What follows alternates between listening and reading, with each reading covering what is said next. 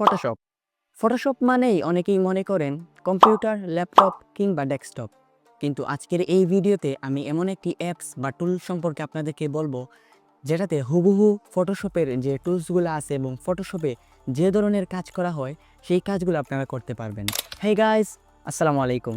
This is me Anwar Singh Yamin and welcome to my YouTube channel. আজকে আমরা যে অ্যাপটির সাথে পরিচিত হব বা যে সাইটটির সাথে পরিচিত হব তার নাম হচ্ছে গিয়ে ফটোপিয়া। এই অ্যাপটি দিয়ে আপনারা ফটোশপের যত ধরনের কাজ আছে সেই কাজগুলো করতে পারবেন। তাহলে দেরি কিসের, চলুন দেখা যাক কীরকম কাজ করা যায়। ওকে, তো চলে আসলাম মোবাইল স্ক্রিনে আসার পর আমাদের চলে যেতে হবে যে কোনো একটি ব্রাউজারে। তো আমি ক্রোম ব্রাউজারে চলে গেলাম। দেন সেখানে সার্চ করতে হবে ফটোপিয়া। সেখানে সার্চ করতে হবে ফটোপিয়া অ্যান্ড গো। সার্চ করার পর আপনাদের সামনে এরকম একটি ওয়েবসাইট শো করবে এবং প্রথম যে ওয়েবসাইটটি সেখানে ক্লিক করব। ক্লিক করার পর দেখতে পাচ্ছেন এরকম একটা ইন্টারফেস দেখাবে। তো এই হচ্ছে গিয়ে আমাদের মোবাইল ফটোশপ, অর্থাৎ এখানে আমরা ফটোশপে যা যা আছে অলমোস্ট সব কিছুই এই যে ফটোপিয়া এটাতে আছে। তো আপনারা বলতে পারবেন এটা তো ওয়েব ব্রাউজিং, তো এটাকে চাইলে আপনি আপনার ফোনে অ্যাপ হিসেবে ব্যবহার করতে পারেন। তার জন্য এই থ্রি ডট মেনুতে ক্লিক করবেন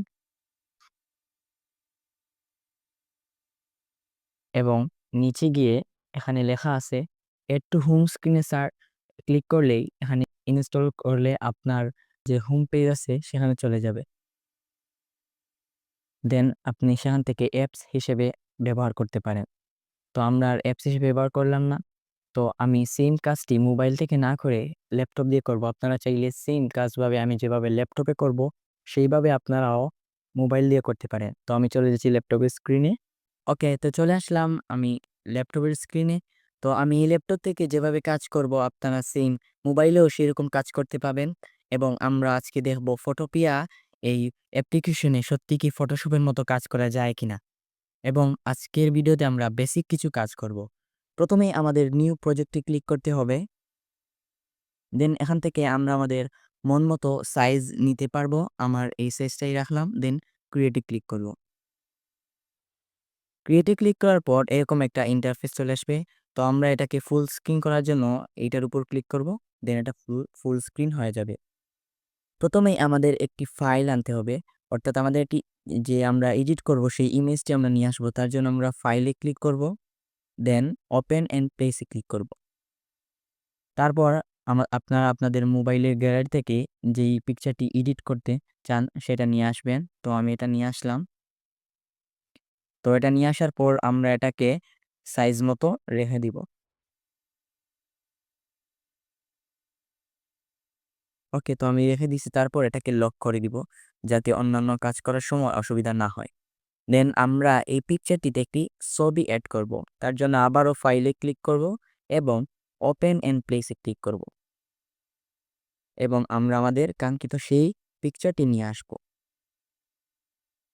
এটাকে আমরা সাইজ মতো আমরা রেখে দিব।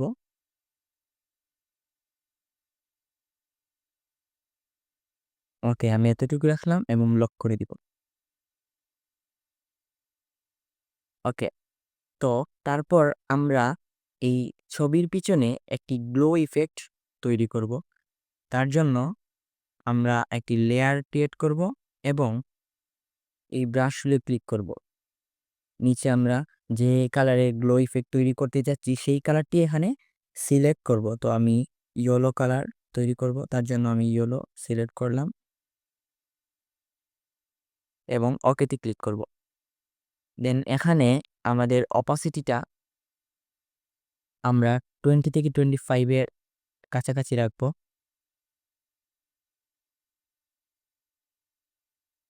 ওকে, দেন এখান থেকে আমরা গ্লো ইফেক্টটা তৈরি করব সেটার সাইজ আমরা দিয়ে দিব। ওকে, আমি এতটুকু রাখলাম এবং এখান থেকে হার্ডনেসটাকে 0 করে দিব। ওকে, দেন এখন আমরা ওকে, আমরা সাইজটাকে আরো একটু বাড়িয়ে নিই। ওকে, দেন এখন আমরা যেই জায়গাটিতে আমরা গ্লো ইফেক্ট দিব সেই জায়গাটিতে এই সার্কেলটা নিয়ে আসবো এবং ক্লিক করব। তো দেখতেই পাচ্ছেন এখানে ইয়েলো কালারের গ্লো ইফেক্ট দেখা যাচ্ছে। তো আসলেই এটা ফটোশপের মতোই কাজ করে। তো আমি এরকমভাবে আমার যতটুকু প্রয়োজন গ্লো ইফেক্টটা নিয়ে নিব। দেন আমরা একটু হোয়াইট গ্লো ইফেক্ট নিব। তার জন্য এই কালারে ক্লিক করে হোয়াইট সিলেক্ট করে ওকে ক্লিক করে দিব। দেন আমি একটু সাইজটাকে ছোট করে নিব। ওকে, ওকে আমি হোয়াইটটাও একটু দিয়ে দিব। ওকে, দেখতে পাচ্ছেন আমার গ্লো ইফেক্ট কমপ্লিট। তো এই লেয়ারটিকে আমি লক করে দিব। ওকে, তারপর আমি এই জায়গাটিতে একটু টেক্সট ইউজ করব। আপনারা চাইলে এইদিকে এই টেক্সটে ক্লিক করে আপনারা এখানে টেক্সট ইউজ করতে পারেন। তো আমার আগে থেকেই কিছু টেক্সট, বাংলা টেক্সট এডিট করা আছে। তার জন্য আমি ফাইলে ক্লিক করব, ওপেন অ্যান্ড প্লেসে ক্লিক করব এবং আমার সেই টেক্সটটি এখানে নিয়ে আসব।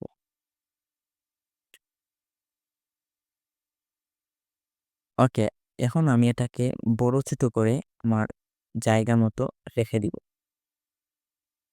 ওকে, আমি এতটুকু রাখলাম। ওকে, এটাকে লক করে দিব। তো দেখতে পারলেন কত সুন্দর হয়ে গেল। দেন এখন আমরা এই জায়গাটিতে একটা লোকেশন আইকন আমরা এখানে নিয়ে আসব। তার জন্য আবারও file, then open and place এবং সেই আপনার ফাইলটি যেটা আপনি বসাবেন এটাটি নিয়ে আসবেন। আমি লোকেশনের এটা নিয়ে আসলাম। ওকে, তো এটাকে আমি ছোট বড় করে এই জায়গাটিতে সুন্দরভাবে রেখে দিব। এটা একটু এরকম পাকলে সুন্দর হবে। তো আপনাদের যেরকম প্রয়োজন আপনারা সেই রকমভাবে রাখবেন। তো ক্যামেরা একটু ঠিক আছে। তো এটাতে আপনি রুটেড সবকিছু এখানে করতে পারবেন। ওকে, আমি আরেকটু ছোট করে নিই।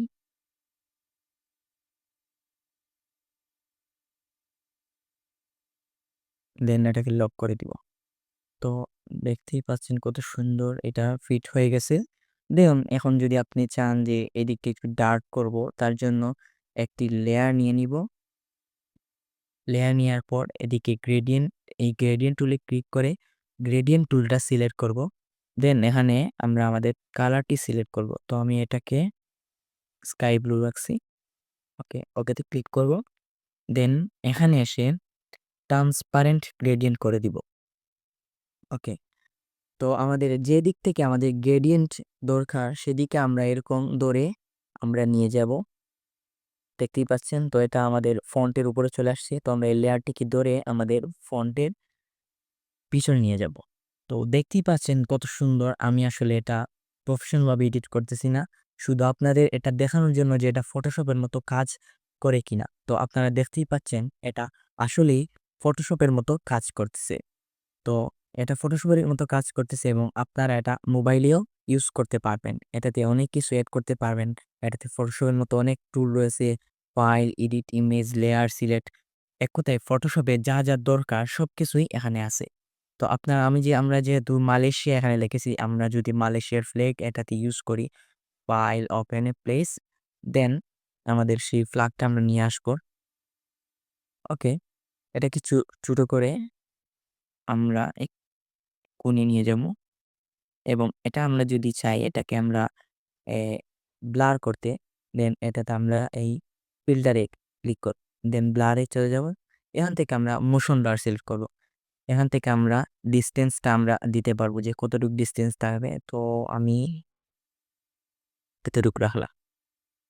ওকে, ওকেতে ক্লিক করব।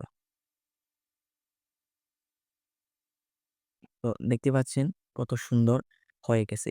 তো আসলে এই অ্যাপটি দিয়ে এই সাইটটি দিয়ে আপনারা ফটোশপের মতো এডিট করতে পারেন। তো আজকের ভিডিওতে আমি ডিটেইলসে কিছু বললাম না। যদি চান তাহলে আমি যেভাবে আমার থাম্বনেল, প্রফেশনাল থাম্বনেল তৈরি করি, অন্য একটি ভিডিওতে আমি আমার প্রফেশনাল থাম্বনেল তৈরি করব। তার জন্য অবশ্যই কমেন্ট করে বলবেন যে আগামী ভিডিও কি প্রফেশনাল থাম্বনেল তৈরি করব, তাও এই সাইট বা এই অ্যাপ ফটোপি অ্যাপ্লিকেশন ব্যবহার করে। তো আজকের ভিডিও ছিল এই পর্যন্তই। যদি ভালো লাগে তাহলে অবশ্যই একটি লাইক করে দিবেন এবং নতুন হয়ে থাকলে সাবস্ক্রাইব করে আমার পাশে থাকবেন। আসসালামু আলাইকুম।